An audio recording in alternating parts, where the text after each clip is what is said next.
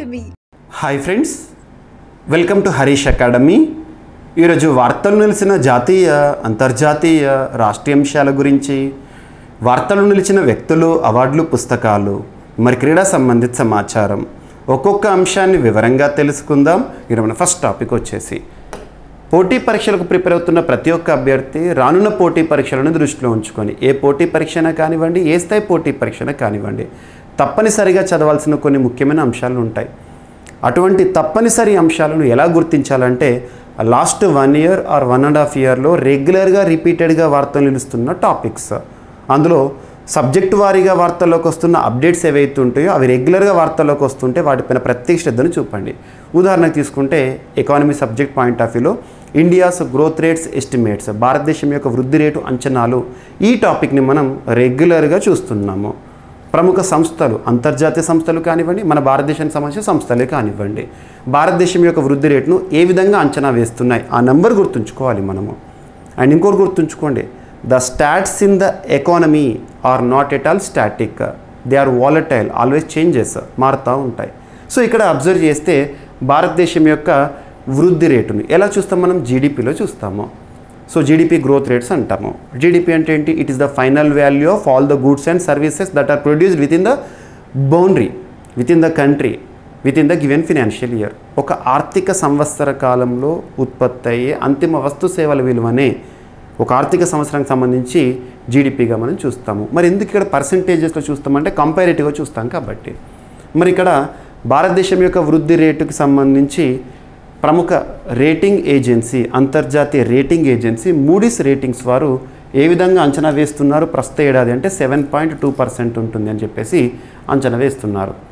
So మనం last క్లాస్లో S&P global ratings భారతదేశం యొక్క వృద్ధి రేటును ఏ విధంగా అంచనా వేస్తుందో చూసాము. సో ఇక్కడ అబ్జర్వ్ చేస్తే మూడీస్ రేటింగ్స్ భారతదేశం యొక్క వృద్ధి రేటును 7.2% అంచనా వేస్తోంది ఈ ఏడాదికి గాను. గుర్తుంచుకోండి. ఇక్కడ ఇంకొక పదం వాడారు, ద్రవ్యోల్బణం, inflation, too much money chasing two few goods. అంటే అర్థం ఏంటిది? ఒక వస్తువుకి విలువ పెరగడం, మనీకి వాల్యూ తగ్గడం. సో ఇక్కడ అబ్జర్వ్ చేస్తే భారత ఆర్థిక వ్యవస్థ ఆశాభంగానే ఉన్న ద్రవ్యోల్బణ భయాల వల్ల reserve bank of India December సమీక్షలోనూ కఠిన పరపతి విధానాన్ని కొనసాగించే అవకాశం ఉందని అంతర్జాతీయ రేటింగ్ ఏజెన్సీ మూడీస్ రేటింగ్స్ అంచనా వేస్తుంది. ఈ ఏడాది భారతదేశం యొక్క వృద్ధి రేటు 7.2%గా నమోదు కావచ్చని అంచనా వేస్తుంది. గుర్తుంచుకోండి. ఇక ఇంకొక rating agency, CRISIL rating agency, భారతదేశం యొక్క వృద్ధి రేటు ఏటా 6.7% పెరగనుందని చెప్పేసి అంచనా వేసింది. సో 2031 నాటికి మన ఎకానమీ వాల్యూ వచ్చేసేసి, మన ఆర్థిక వ్యవస్థ వచ్చేసి $7 లక్షల కోట్ల చేరుతుందంట. గుర్తుపెట్టుకోండి ఇవన్నీ కూడా. మీకు నేను ఇది ఇంపార్టెంట్ టాపిక్ కాబట్టి అరౌండ్ ఒక 20 వరల్డ్ బ్యాంకు, ADB, IMF, భారతదేశానికి సంబంధించి RBI, economic survey, ministry of finance, United nations conference on trade and development, ఇలాంటి ప్రముఖ ఏజెన్సీస్ ఏవైతే ఉంటాయో భారతదేశం యొక్క వృద్ధి రేటును ఎలా అంచనా వేస్తాయని చెప్పేసి ఒక షార్ట్ వీడియో 1 మినిట్లోనే ఒక 20 పాయింట్స్ కవర్ చేయాలి. ఆ గణాంకాలు గుర్తుపెట్టుకోండి. వాటిలో కూడా వచ్చే అప్డేట్స్ని మనం చేసుకోవాలి మళ్ళీ. సో వాటిని షార్ట్ వీడియో రూపంలో అందించాను. ప్రవీణ్ సార్ క్లాసెస్ యూట్యూబ్ ఛానల్లో మీకు నేను ప్రొవైడ్ చేయడం జరిగింది. సో అందులో చూడండి. ఓకేనా? నెక్స్ట్ వచ్చేసేసి so department of post releases special postage stamp on 150th birth anniversary of Birsa Munda. Birsa Munda గిరిజన నాయకుడు. ప్రస్తుత ప్రాంతం పరంగా చూస్తే జార్ఖండ్ రాష్ట్రం అనొచ్చు.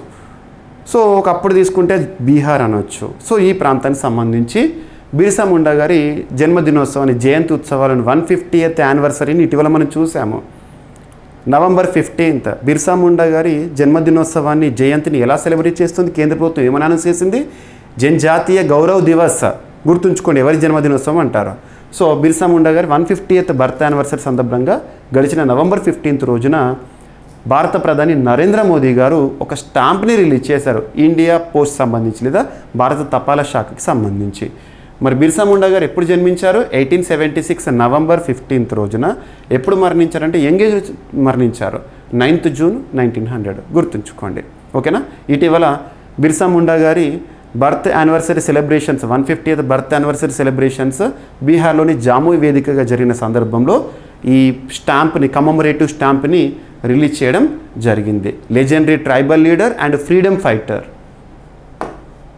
ఇక మనం గతంలో చాలాసార్లు చూసాము చంద్రుని యొక్క ఆవలి వైపు ప్రయోగం చాంగే 6 అని, దీనికి సంబంధించి ఏ దేశం వార్తల్లోకి వచ్చిందన్నాను? చైనా. సో చంద్రుని పైన పరిశోధనలు పెరుగుతున్నాయి, లూనార్ మిషన్స్ పెరుగుతున్నాయి. ఇటీవల చాలా వార్తలు చూసాం, లూపెక్స్ కానివ్వండి, ఇటువంటి భారతదేశం సాధించిన అద్భుత విజయం, ప్రపంచంలో ఏ దేశం కూడా సాధించని ఘనత చంద్రయాన్ 3. చంద్రుని యొక్క దక్షిణ ధ్రువం పైన ల్యాండ్ అవ్వడం, విక్రమ్ ల్యాండర్, ప్రజ్ఞాన్ రోవర్, ఇవన్నీ మనం చూసాము. ఇక్కడ అబ్జర్వ్ చేస్తే చంద్రుని యొక్క అవతలి వైపుకి ప్రయోగంతో చాంగే 6తో ఇటీవల చైనా వార్తలోకి వచ్చింది కదా, ఆ శాంపుల్ని కూడా వాళ్ళు పరిశీలిస్తున్నారు కదా. సో అందులో వెలువడిన అంశాలు. సో వందల కోట్ల ఏళ్ల క్రితం జరిగినట్లు తేల్చిన తాజా పరిశోధన జాబిల్లి ఆవలి వైపు అగ్నిపర్వత విస్ఫోటనాలు, వాల్కనిక్ ఎరప్షన్స్ అనేవి చోటు చేసుకున్నాయంట. చంద్రులో మనం చూడగలిగే వైపు ఏదైతే ఉంటుందో మాదిరిగానే ఆవలి వైపున కొన్ని వందల కోట్ల ఏళ్ల క్రితం అగ్నిపర్వత విస్ఫోటనాలు జరిగాయని చైనాకి సంబంధించిన పరిశోధన చెప్పింది. జాబిల్లిపై ఇప్పటివరకు పెద్దగా వెలుగులోకి రాని ప్రాంతం నుంచి చైనాకు చెందిన చాంగే 6 వ్యోమనౌక మొదటిసారి మట్టి రాళ్ళు తీసుకురాగా పరిశోధకులు వాటిని విశ్లేషించారు. 280 కోట్ల సంవత్సరాల నాటి అగ్నిపర్వత శిలల శకలాలతో పాటు 420 కోట్ల ఏళ్ల కిందటి అగ్నిపర్వత శిలల శకలాలు వాటిలో ఉన్నట్లు గుర్తించారు. గుర్తుంచుకొని ఇంపార్టెంట్ స్టడీ, సైన్స్ అండ్ టెక్నాలజీలో ఇంపార్టెంట్ ఇది. నెక్స్ట్ 2050 నాటికి ప్లాస్టిక్ చెత్త రెండింతలు అవుతున్నాయని చెప్పేసి ఐక్యరాజ్య సమితికి సంబంధించిన పరిశోధన. ఇక్కడ అబ్జర్వ్ చేస్తే ప్లాస్టిక్ కార్సినోజెనిక్ ఏజెంట్స్ అనేవి ఉంటాయి. ప్లాస్టిక్ చాలా ప్రమాదకరం. కార్సినోజెనిక్ ఏజెంట్స్ అంటే ఏంటి? That causes cancer. మానవుడికి క్యాన్సర్ కారకాలు. సముద్ర గర్భంలో కూడా ప్లాస్టిక్ వేస్ట్ని మనం చూస్తున్నాం. అటువంటి ప్లాస్టిక్ రానున్న కాలంలో ఇంకా రెట్టింతలు అవుతుందట. సో ఇక్కడ చూస్తే 2050 నాటికి ఇప్పటికైనా మేలుకుంటే 90% తగ్గించుకోవచ్చు అని వెల్లడిస్తున్న అధ్యయనాలు. భూమిపై ఉన్న ప్లాస్టిక్ చెత్త 2050 నాటికి రెండింతలు అవుతుందని నూతన అధ్యయనం వెల్లడించింది. అయితే పునర్వినియోగ ప్లాస్టిక్ను వినియోగించడం, సమర్థ చెత్త నిర్వహణ వంటి విధానాలను అమలు చేస్తే ఈ ముప్పును 90% తగ్గించవచ్చని మేనేజ్మెంట్ వల్ల వీటి ద్వారా వెలువడుతున్న ఉద్గారాలను పరిమితం చేయొచ్చని చెప్పారు. త్వరలో ఐక్యరాజ్య సమితి ప్లాస్టిక్ ఒప్పందంపై భాగస్వామ్య పక్షాలు సంతకం చేయనున్న నేపథ్యంలో పరిశోధకులు రూపొందించిన ఈ అధ్యయనాన్ని సైన్స్ జర్నల్లో ప్రచురించారు. ఆ వివరాల ప్రకారం కనీసం 40% రీసైకిల్ చేసిన ప్లాస్టిక్తో కొత్త వస్తువుల తయారీ, ప్లాస్టిక్ ఉత్పత్తిని 2020లో నమోదైన స్థాయిలకు పరిమితం చేయడం, చెత్త నిర్వహణకు భారీగా నిధులు విడుదల, ప్యాకేజింగ్ మీద అధిక రుసుము విధించడం, ఇటువంటివన్నీ కూడా తగ్గించవచ్చు అంట. గుర్తుపెట్టుకోండి. ఇక ఒక ప్రైవేట్ మెంబర్ బిల్ మీకు అందరికీ తెలుసు. పాలిటీ పాయింట్ ఆఫ్ వ్యూలో ప్రభుత్వ బిల్ అంటే ఏంటి, ప్రైవేట్ మెంబర్ బిల్ అంటే. ప్రభుత్వ బిల్ అంటే ఏంటంటే కేంద్ర మంత్రిత్వ శాఖలోని మంత్రి గారు ప్రవేశపెట్టడం. ప్రైవేట్ మెంబర్ బిల్ అంటే అదర్ దాన్, లేదంటే సభలోని సభ్యులు ఎవరైనా ప్రవేశపెట్టే బిల్లు. సో ఇక్కడ అబ్జర్వ్ చేస్తే ప్రైవేట్ మెంబర్ బిల్ ఇటీవల మీడియాకు సంబంధించి వార్తలకు వచ్చింది. రాజ్యసభ యాక్సెప్ట్ చేయబోతుంది. సో ఇక్కడ పరిగణలోకి స్వతంత్ర మీడియా, మనందరికీ తెలుసు, మీడియా, ప్రెస్, ఇవన్నీ కూడా ఆర్టికల్ 19 క్లాస్ 1A భాగం. ఆర్టికల్ 19 క్లాస్ 1A దేశంలోనే అత్యున్నత చట్టం మన రాజ్యాంగం. రాజ్యాంగంలో 3వ భాగం ప్రాథమిక హక్కుల గురించి డీల్ చేస్తుంది.